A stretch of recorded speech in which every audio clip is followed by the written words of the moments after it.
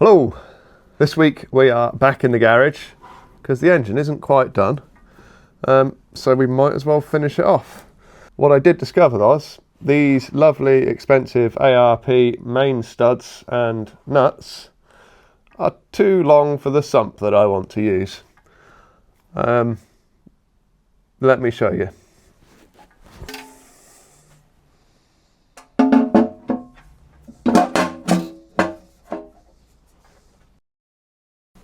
So, as you can see, there's a big old gap here at this end here. So what we're going to do, take the sump back off obviously, and we're going to take out the ARP studs and put the standard ones in. It's good enough for Cosworth, so it's good enough for Dodsport.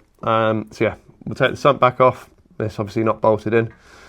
Take out the studs and put in the standard bolts that are just sat behind the camera. Once that's done, there is a hole just here somewhere, there. That is for the dipstick. So we've got to weld on the dipstick tube, which is just here. So that needs to go roughly like that. So we got the joys of watching me weld again. So that's going to be welded in there. And then we're basically ready, which is scary, because that means the engine is ready to be dropped back into this car behind me and ready to fire it up.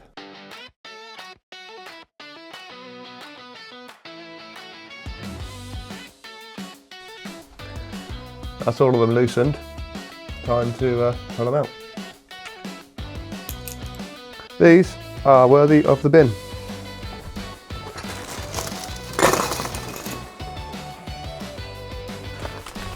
Now in this lovely jiffy bag, which I'm not going to open over the engine obviously,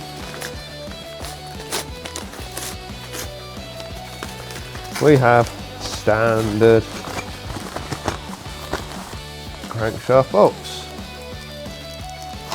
all individually wrapped because they're genuinely Ford parts. Amazing. Direct from Burton. We dropped the first one in. We drop the second one in, and I'm not going to clean the ARP whatchamacallit lube off them because that's probably going to help me. But let's have a look. What size are we thinking? 12? No. So we're looking at 15. You know what? I might just run them down with the gun.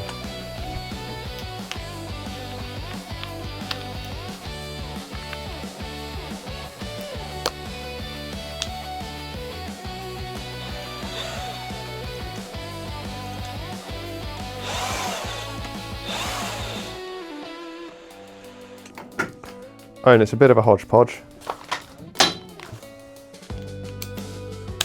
but it gets me there. These are all definitely at 25 foot-pounds.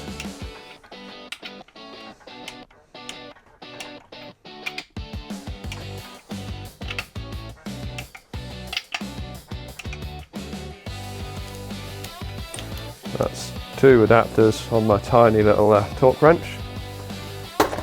And now we have to do what we do to store the torque wrench away. We put it down at 0. Because apparently that's what you do. Right, now we do 90 degrees on all of these.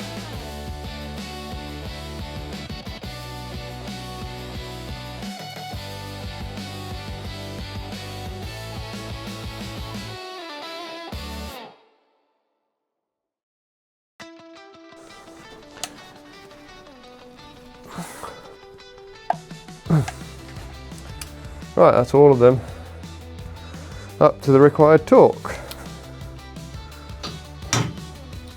So that's the crankshaft back bolted in. Next job is to get the dipstick tube welded onto the sump. So here's some of my really good welding. It'll be fine. Got to weld it on, then we'll leak test it. If it doesn't leak, we're good. So yeah, on to welding. Yay!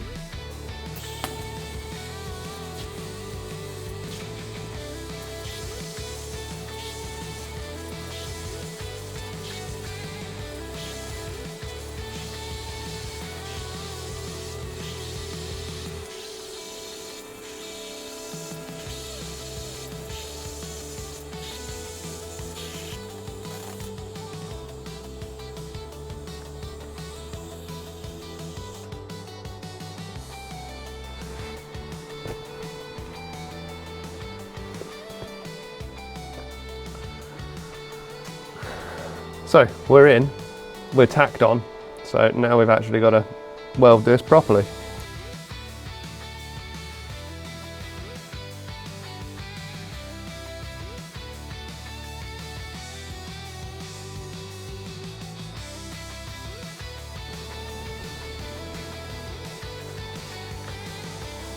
I mean, again, it all looks rubbish, but we're not in it for welding looker of the year, are we? I mean, not with this space anyway. We are in it to make a weld that is solid and leak free. So yeah, someone obviously did some very nice welds around here, along the edges. That was not me. Now I've got to get into this backside, which gonna be tricky, y'all. Let's not ever talk like that again. That's a lot of filler in with not a lot of traction, and I've dipped my wick, so we've got to shove that in the drill and grind it again.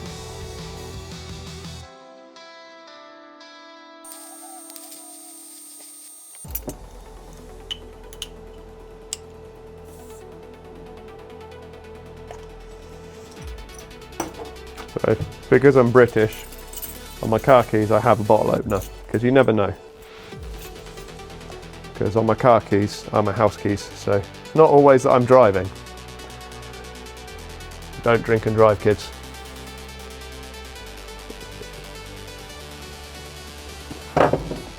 Oh, that's good. Right. Welding via welding helmet.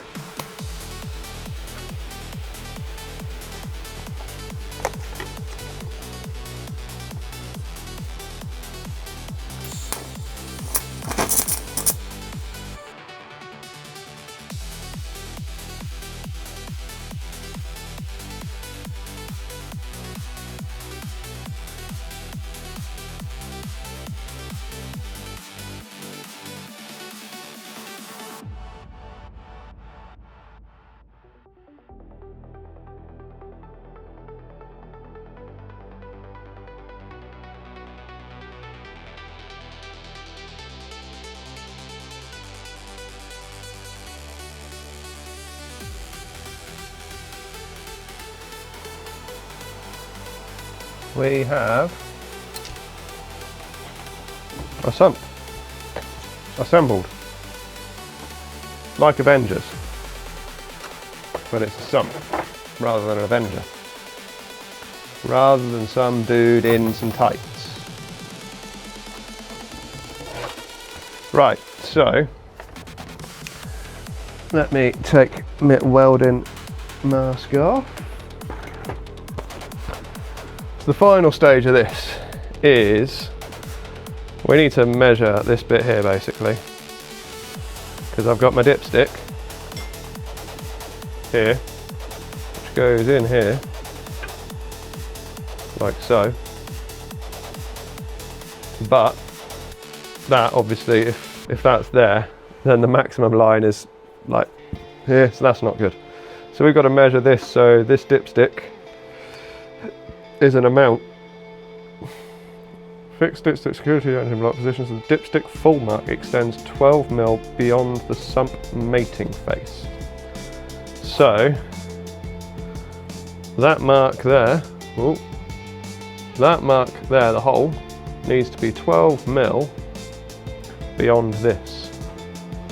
Now the question is, are we very lucky in that? Yeah, we are. Okay. So 12 mil, give or take, is the distance from here to here. That is about 12 mil. So we need to be there. Which means we need to cut right here. And then we should be fine. So we get our little Sharpie.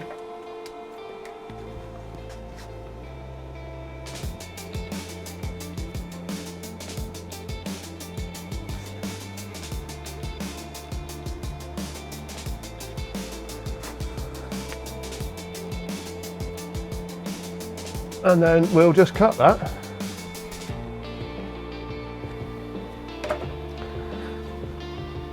But for today, we be cooking on gas. So let's turn off the gas. Open, close. Right, you're up in the gods now, looking down on me. So we've got the sump, dipstick tube is welded in, leak tested. The baffle plate's in place as well. Just got to trim this down so the dipstick tube itself actually fits in there properly and it's at the right level. Because previously, when I put the old engine in with the old sump, I didn't have a dipstick, so I didn't know how much oil I had. That may have potentially been half of the problem, but hey ho. We learn from our mistakes. The ARP main studs have been replaced with standard Ford fitment stretch bolts, which are good enough for Cosworth, so they're good enough for me. So the sump will now fit on. We've got ourselves a Hawkston. We're very close. That's the end of day one. I don't normally do this in my videos because normally I shoot the videos on a Saturday and a Sunday, then edit through the week and pretend like it was all done in one magic day. But we're breaking the fourth wall here. So this is the end of day one of the weekend. We will, day two, chop that, fit that on there, rock and roll. Then we've got to pull the car out from the garage, wheel this out to the side, put the car back in the garage and get my crane from my neighbour around the corner and drop the engine in. So that's tomorrow's job. Whether we'll get it all done to be able to start tomorrow, I don't know, but I'm hoping we'll at least get the engine in tomorrow. Fingers crossed. That's the plan. So yeah. If you enjoy it so far, like and subscribe. I'm gonna have a beer. Well, first things first, I need to walk the dogs.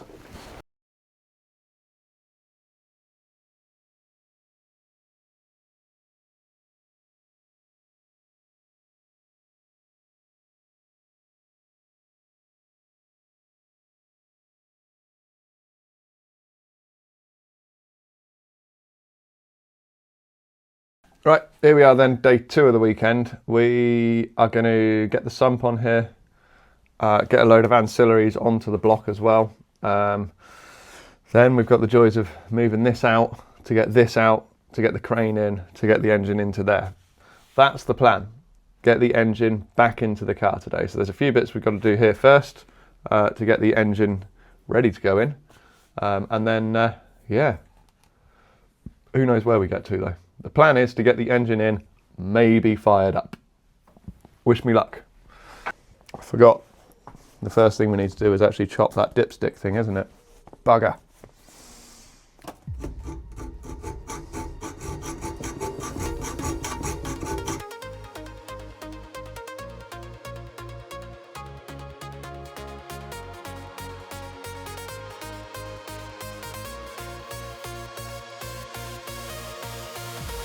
Alright, we've got our little tub of sump bolts.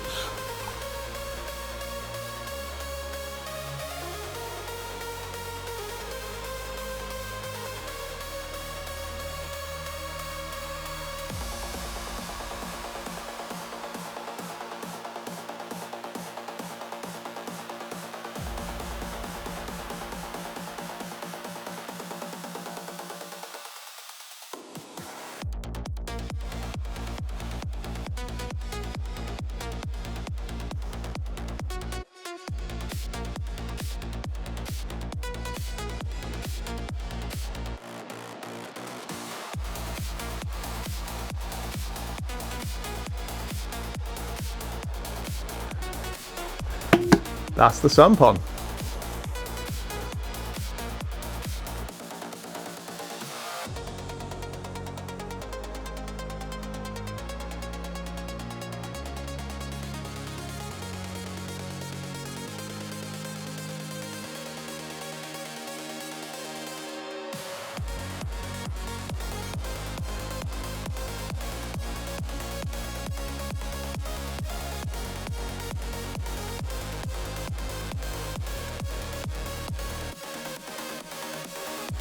Yeah, so the standard gasket doesn't fit my fancy sandwich plate thingy. So that is going in the bin. So we need more gasket stuff. So we need to actually make sure we got the right bolts for this first, because I remember it being a royal pain.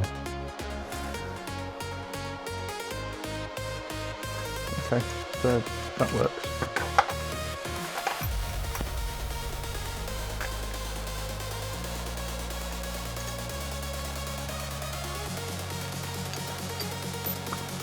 Right, we've got our 4 bolts. Now let's get some splooge in here.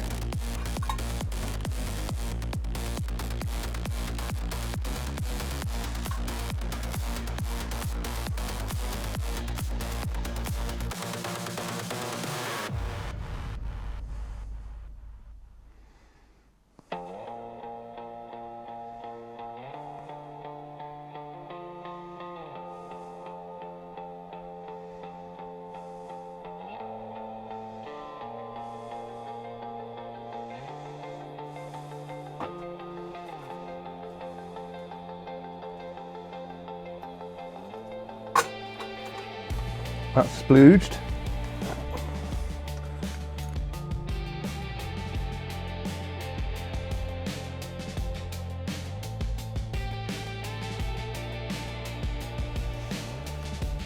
Right. Now, probably want to put the lifting hooks in.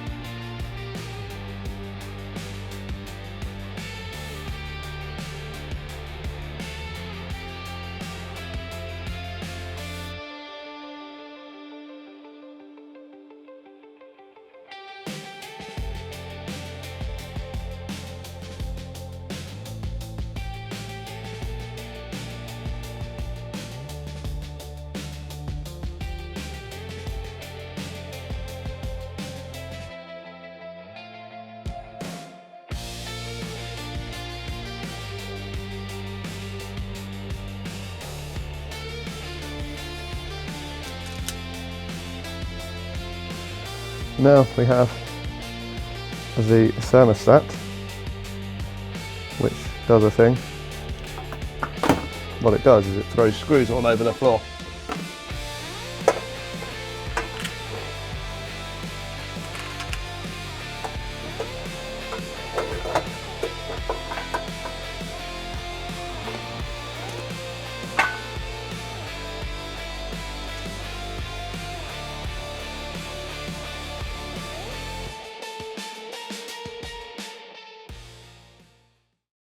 Right, that's the engine ready. She's ready to drop in. So we're going to probably delay that because it involves getting this car out to then wheel this round to the front, get the car back in and then drop this into the front. However, you can't hear it probably, you might be able to hear it, but it is pissing it down outside. So I don't really want to get that out in the rain. So we're going to stop there, I think, for now.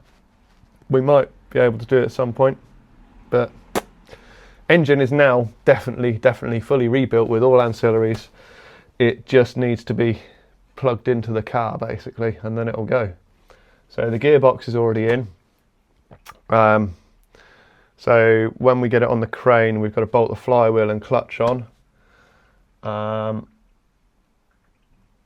And then, yeah, rock and roll. So yeah, see you next week where we'll drop this engine in and fire it up, fingers crossed. Build it!